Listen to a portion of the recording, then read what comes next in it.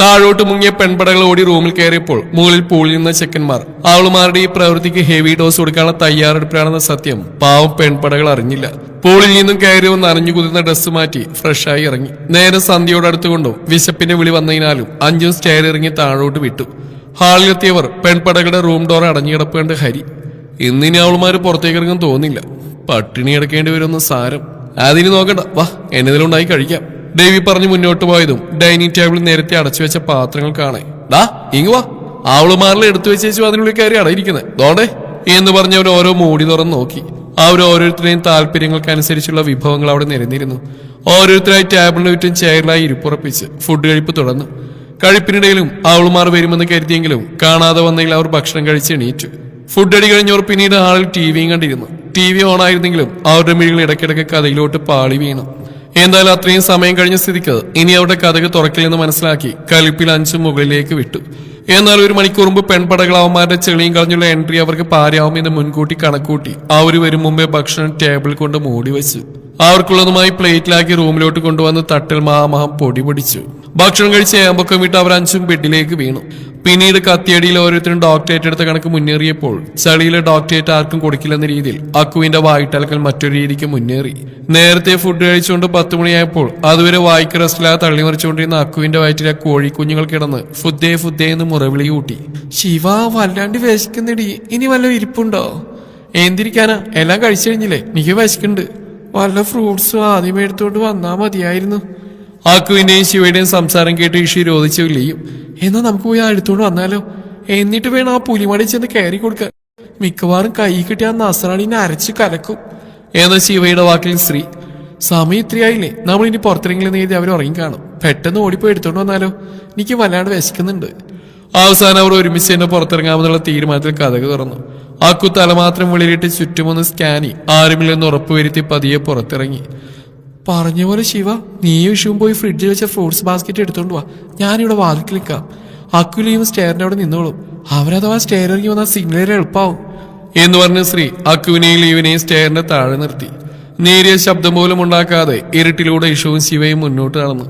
Kitchen വെളിയിൽ ഇശുവിനെ നിർത്തി ആരെങ്കിലും വന്നാൽ ഉടനെ സിഗ്നൽ തന്നേക്കാൻ പറഞ്ഞ് ശിവ അടുക്കളയിലേക്ക് പ്രവേശിച്ചു. ശ്വാസമടക്കി അഞ്ചു അവരവരുടെ സ്ഥാനത്ത് നിന്നു.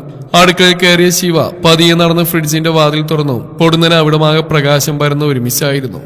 കൃഷ്ണ എന്ന് ഞെട്ടി വിളിച്ചവൾ മുഖമുയർത്തിയതും അത് അടുക്കളയിൽ ലേറ്റ് തെളിഞ്ഞ് കിടക്കുന്നു. ഹാളിൽ നിന്ന് അടുക്കളയിലേക്ക് വരുന്ന വെട്ടത്തിൽ അവിടെയും ലേറ്റ് തെളിഞ്ഞ് മനസ്സിലാക്കിയവൾ വീണ്ടും ഫ്രിഡ്ജിലേക്ക് നോക്കി. കൃഷ്ണ, ഫ്രിഡ്ജ് തുറന്ന എല്ലാ ലൈറ്റും തെളിയോ എന്ന് ആത്മതിച്ചവൾ ഫ്രിഡ്ജ് ഡോർ അടക്കും തുറക്കും ചെയ്തെങ്കിലും ലൈറ്റിൽ യാതൊരു മാറ്റവും കാണാതെ അവൾ കിളി പറത്തി നിന്നു. എന്നാൽ ഹാളിൽ ലൈറ്റ് തെളിഞ്ഞ നിമിഷം നാലിന്റെയും മിഴികൾ ഒരുപോലെ ഒരേ ദിശയിലേക്ക് ചലിച്ചു. അവരുടെ ഡൈനിങ് ടേബിൾ ഗൗരവഭാഗത്താൽ ഇരിക്കുന്നവരെ കണ്ട് വെള്ളിടി വെട്ടിയവർ അറിയാതെ ഉമിനീരിറക്കി പോയി. പടച്ചോനെ രാവണൻ എന്നു അക്കുള്ളാലെ രോധിച്ചു പോയതും 5 പേരും ചേരിൽ നിന്നെണീറ്റ നിമിഷം 4 തറഞ്ഞു നിന്നു. അതിനുള്ളിൽ ബോധം വന്ന അക്കു ലീവിന്റെ കയ്യിൽ മുറുക്കെ പിടിച്ച്. ലീവ് ഓടിയാലോ? എങ്ങോട്ട്? മുന്നിൽ അവര് പന പോലെ നിൽക്കുവല്ലടി പന്നി. മേപ്പോട്ടേക്ക് ഓടേണ്ട ആവശ്യമില്ല, അവര് മേപ്പോട്ടേക്ക് എത്തിക്കും എന്ന് പറഞ്ഞ പാടെ വാതിൽ നിൽക്കുന്ന സ്ത്രീക്ക് അക്കുവിന്റെ വക കണ്ണ് കാണിക്കലും ഇഷുവിന് ലീവ് സിഗ്നൽ കൊടുത്ത പാടെ അക്കു ഓടിക്കോടി എന്നലറിക്കൂവി ലീവിനെയും വലിച്ച് സ്റ്റെയർ കയറി ഓടി. അതേ സ്പോട്ടിൽ സ്ത്രീ തിരിഞ്ഞകത്തേക്ക് കയറി ഡോറടക്കാൻ ഒരുങ്ങും മുമ്പേ അത് മുൻകൂട്ടി കണ്ട ദക്ഷിൺ ഞൊടിയിടയിൽ കാറ്റുപോലെ വന്ന് അകത്തേക്ക് കയറി കഥകടച്ച് നിമിഷ നേരം കൊണ്ട് ലോക്ക് ചെയ്തിരുന്നു. എന്നാൽ മുകളിലേക്ക് ഓടിപ്പോയവർക്ക് പുറകെ ഷാനും കിച്ചും വിട്ടു. ഷാനും കിച്ചും മുകളിലെത്തിയപ്പോൾ അവിടെ അത് ഒരെണ്ണം നമുക്ക് അപ്പുറത്തെ റൂമിൽ ഒളിക്കാമെന്നും മറ്റവൾ നമുക്ക് ഇപ്പുറത്തെ റൂമിൽ ഒളിക്കാന്നുള്ള തീരുമാനം എടുക്കാൻ കഴിയാതെ അങ്ങോട്ടും ഇങ്ങോട്ടും പിടിവലി നടത്തിയതിനെ തടയിട്ടുകൊണ്ട് മുകളിലേക്ക് വന്നവന്മാർ അവരവരുടെ പാതികളെ എടുത്തുയർത്തി അവളുമാർക്ക് വിജൃംഭിച്ച് നിൽക്കാനുള്ള അവസരം പോലും നൽകാതെ അവരവരുടെ റൂമിലേക്ക് കയറി കഥകടച്ചു. മുകളിലേക്ക് ഓടിയവരും അവർക്ക് പുറകെ ഓടിയവന്മാരെയും കണ്ട് തറഞ്ഞുപോയ ഇഷു ചെയറിൽ നിന്നണിക്കുന്ന ഹരിയെയും ഡേവിയെയും കാണെ എന്ത് ചെയ്യണമെന്നറിയാതെ നിന്നു. പെട്ടെന്ന് തന്നെ അവിടെ മിഴികൾ കിച്ചണിലോട്ട് പോയി. ഉടനെ ശിവയെ വിവരം അറിയിക്കാനായി തയ്യാറെടുക്കുന്നവരുടെ നീക്കം മനസ്സിലാക്കിയ ഡേവി ഹരിയോട് മിഴികളാൽ പറഞ്ഞ അടുത്ത നിമിഷം കാറ്റുപോലെ ഓടിയെടുത്ത ഹരി ഇശുവിന്റെ ഇടുപ്പിലൂടെ ചുറ്റിപ്പിടിച്ച് അവൾ ശിവയോട് വിളിച്ചു പറയും മുമ്പേ തന്റെ കയ്യിൽ അവിടെ വാ പൊതിഞ്ഞു പിടിച്ചു. ഒരു നിമിഷം കണ്ണു മിഴിച്ച് എന്നവൾ ബോധം വന്ന കണക്ക് അവരിൽ നിന്നും പിടഞ്ഞു മാറി. അടങ്ങി നിക്കടി എന്ന് പറഞ്ഞ് ഹരി അവളെ തന്നിലേക്കായി ചേർത്ത് പിടിച്ചു. താൻ പെട്ടുപോയെന്ന സത്യം മനസ്സിലാക്കിയവൾ ദയനീയമായി ഡെവിയെയും തുടർന്ന് അടുക്കള വാതിലോട്ട് നോക്കി.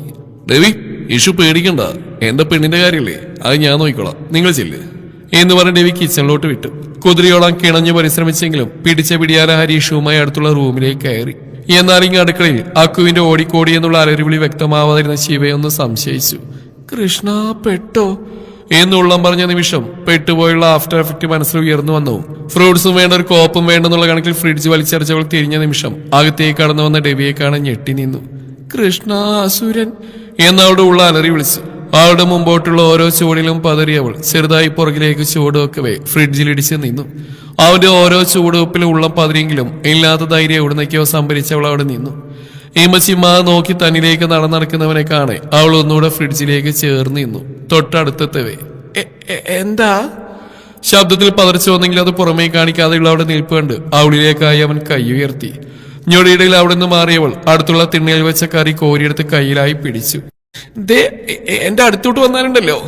വന്നാ കൂസില്ലാത്തവനെ മറു ചോദ്യത്തിൽ വന്നാ കൃഷ്ണനാണെങ്കിൽ ഞാൻ എറിയും എന്ന് പറഞ്ഞത് വീണ്ടും കറി കോരി കയ്യിലെടുത്ത് പിടിച്ചു.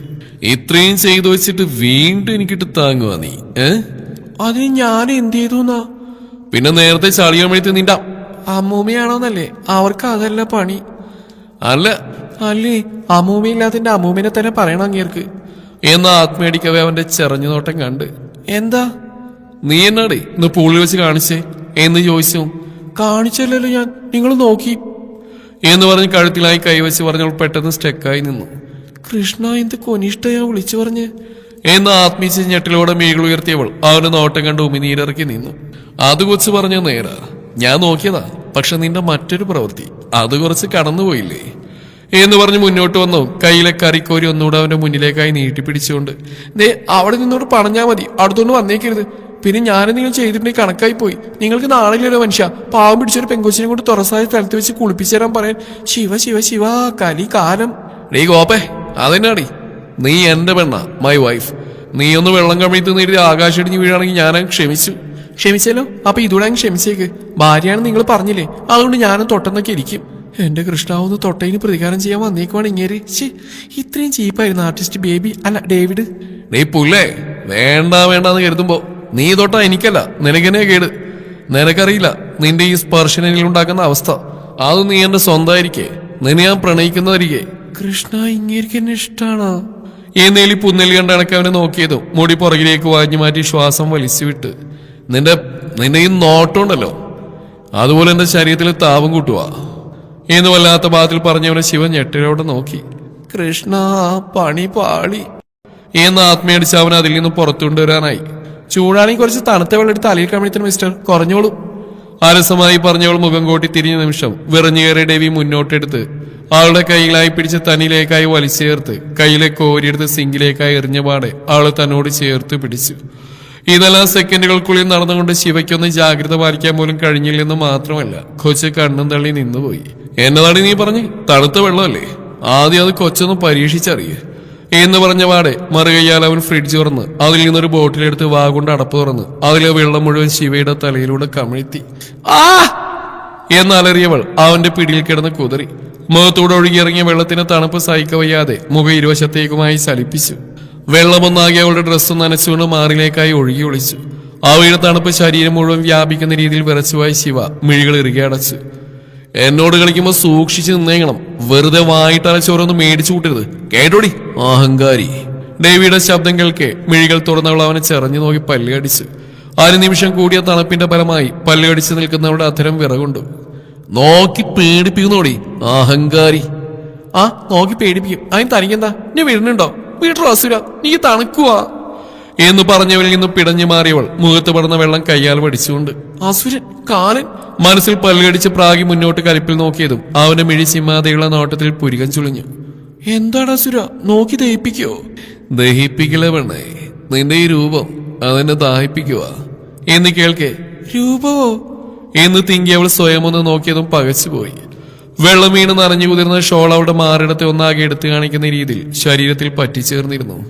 U are so hot Shiva എന്ന് പറഞ്ഞതും ഞെട്ടിലോടെ മുഖമുയർത്തിയവളെ കയ്യിലായി പിടിച്ചു വലിച്ച് തന്നോട് ചേർന്ന് വന്നവളെ അരയിലൂടെ ചുറ്റിപ്പിടിച്ചവൻ ചുമരോട് ചേർത്ത് അവളിലേക്കായി ചേർന്ന് നിന്നു.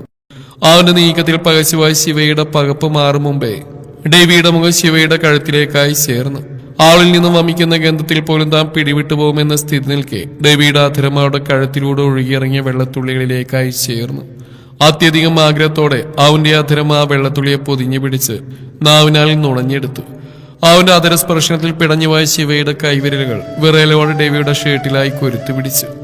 തൽപരമായി ഉയർന്നു പിടിക്കുന്ന ഹൃദയതാളത്തോടൊപ്പം അവളുടെ മാറിടം ഉയർന്നു താഴ്ന്നു. ഡേവിയുടെ ഉറച്ച ശരീരത്തിൽ അവയുടെ ഉയർച്ച താഴ്ചകളാൽ സ്പർശനമേൽക്കെ അടുത്ത നിമിഷം ഡേവിയുടെ ഇരുകൈകൾ ശിവയെ ഒന്നാകെ പുണർന്നുകൊണ്ട് തന്നെ നെഞ്ചിലേക്കായി ചേർത്തമർത്തി. അവളുടെ മാറിടത്തിന്റെ മൃദുലതയോടൊപ്പം നനഞ്ഞുതിർന്ന വസ്ത്രത്തിൽ നിന്നുള്ള ഈർപ്പാവന്റെ ഷർട്ടിനെയും കടന്ന് ഇടനെഞ്ചിനെ പുണർന്നു. ഉള്ളാകെ വിറയൽ കടന്നുപോയ ഡേവിയുടെ കരങ്ങൾ ശിവയുടെ പുറത്തുനിന്നും മരിച്ചിറങ്ങി ഇടുപ്പിലായി പിടിച്ചു. അവന്റെ ഓരോ സ്പർശനത്തിലും പിടഞ്ഞുപോയ ശിവയുടെ അതിരത്തിൽ നിന്നും എന്ന് കിതപ്പോടെ ഊർന്നു വീണു. ആ ഒരൊറ്റ വാക്കിൽ അവന്റെ ഹൃദയം ഉയർന്നു മിടിച്ചു. അതിന്റെ വേഗതക്കനുസരിച്ച് അവന്റെ അധരം ശിവയുടെ കഴുത്തിലൂടെ തെന്നി നീങ്ങി. ഒരു വേള അവിടെ ഉയർന്നു താഴുന്ന മൃദുലതയെ തന്റെ കൈവിരലിനാൽ തൊട്ടറിയാനുള്ള ആഗ്രഹ തീവ്രത അവനുള്ളിൽ നുരഞ്ഞു പൊങ്ങി. അതിന്റെ ഫലമായി ഇടുപ്പിൽ നിന്ന് അവന്റെ കൈ അവളുടെ മാറിടത്തിലേക്ക് ചലിച്ചു. തൊണ്ടക്കുഴിയിൽ അമർത്തിമുത്തി അവന്റെ കൈ മാറിടത്തിലേക്ക് ചേരും മുമ്പേ പിടച്ചിലോടെ ശിവയുടെ കൈ അവന്റെ കയ്യിൽ പിടുത്തമിട്ടിരുന്നു. വേണ്ട എന്ന് കിതപ്പോടെ പറയുന്നവളെ ഒരു നിമിഷം നോക്കിയെന്നവൻ മിഴികൾ ഇറുക്കി അടച്ച് അവളിൽ നിന്നും പിന്തിരിഞ്ഞു നിന്നു. അവൾ തടഞ്ഞില്ലായിരുന്നെങ്കിൽ ഞാൻ ചിലപ്പോൾ ചെയ്തു കൂട്ടുന്ന പ്രവൃത്തി ഇത്രയും മനസ്സ് കൈവിട്ടുപോയ കർത്താവേ. ദേഷ്യത്തിൽ ഓരോന്ന് ചെയ്ത് കൈവിട്ടുപോയി. അവളൊരു സമ്മതം പോലും ചോദിച്ചില്ല എന്നെല്ലാം സ്വയം മനസ്സിൽ പറഞ്ഞവൻ വിരലിനാൽ നെറ്റിൽ തിരുമ്മിക്കൊണ്ടിരുന്നു. അപ്പോഴും അവന്റെ പ്രവൃത്തിയിൽ ഉയർന്ന ഹൃദയ താളത്തെ കൂട്ടുപിടിച്ച് ശിവ ചുമരോട് ചേർന്ന് നിന്നു. അവന്റെ പ്രണയം തന്നോട് പറയാതെ പറഞ്ഞ സ്ഥിതിക്ക് ഈ ഒരു പ്രവൃത്തി ശിവയിൽ നാണത്തിനപ്പുറത്തേക്ക് ദേഷ്യമെന്നൊരു വികാരവും കൊണ്ട് എത്തിച്ചില്ല. താൻ പ്രണയിക്കുന്നവനും തന്നെ പ്രണയിക്കുന്നുണ്ടെന്ന ചെറിയ സൂചന പോലും അവളിൽ അവന്റെ പ്രവൃത്തികൾ തെറ്റായി തോന്നിയില്ല. പക്ഷെ അവനിൽ നിന്നും അതിരികടക്കാൻ പോയ പ്രവൃത്തി ഉൾക്കൊള്ളാൻ ഇനിയും സമയം വേണ്ടിവരുമെന്നുള്ളതുകൊണ്ട് മാത്രമായിരുന്നു അവന്റെ കൈകളെ തടഞ്ഞു നിർത്തിയത്. ഇനിയും അവന്റെ സാമീപ്യവും പ്രവർത്തനവും തന്റെ ഹൃദയത്തെ കൂടുതൽ മിടിച്ച് ശ്വാസം വിലങ്ങുമെന്ന അവസ്ഥയിൽ ഡേവിയെ തടയുകയല്ലാതെ മറ്റൊരു മാർഗവും ഇല്ലായിരുന്നു.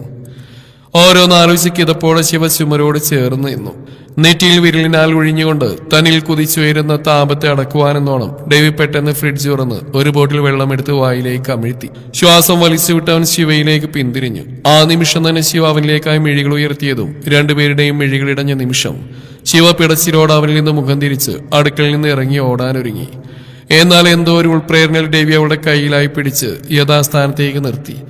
വീണ്ടും അവനിൽ നിന്ന് ഇങ്ങനെ ഒരു പ്രവൃത്തി പ്രതീക്ഷിക്കാതിരുന്ന ശിവയുടെ മിഴികൾ മിഴിഞ്ഞുപോയി. അപ്പോൾ മാത്രമാണ് താൻ വീണ്ടും എന്താണ് ചെയ്യാൻ പോയതെന്ന കാര്യം ഡേവിക്ക് മനസ്സിലായത്. തനിക്ക് നേരെയുള്ള അവളുടെ ദയനീയമായ നോട്ടത്തിൽ അവളിൽ നിന്ന് അവന്റെ വിരലുകൾ ഊർന്ന് വീണ്ടും ആ വിരലുകൾ അവന്റെ തന്നെ നെറ്റിത്തടത്തിലേക്ക് ചേർന്നു. അത് പിന്നെ വാക്കുകൾ മുറിഞ്ഞു പോയതും ശിവയുടെ ചുണ്ടിൽ ചെറുതായി വിടുന്ന പുഞ്ചിരിയിൽ വിറയിൽ കടന്നു വന്ന അവന്റെ വാക്കുകൾക്ക് ദൃഢതയേറി. ഞാൻ പറയാമെന്ന് ഇപ്പോഴേ ഓടിപ്പോന്നോ കൊള്ളാം, പക്ഷെ അതിന്റെ അവസാനം ചെന്ന് എത്തേണ്ടത് നമ്മുടെ റൂമിലായിരിക്കണം.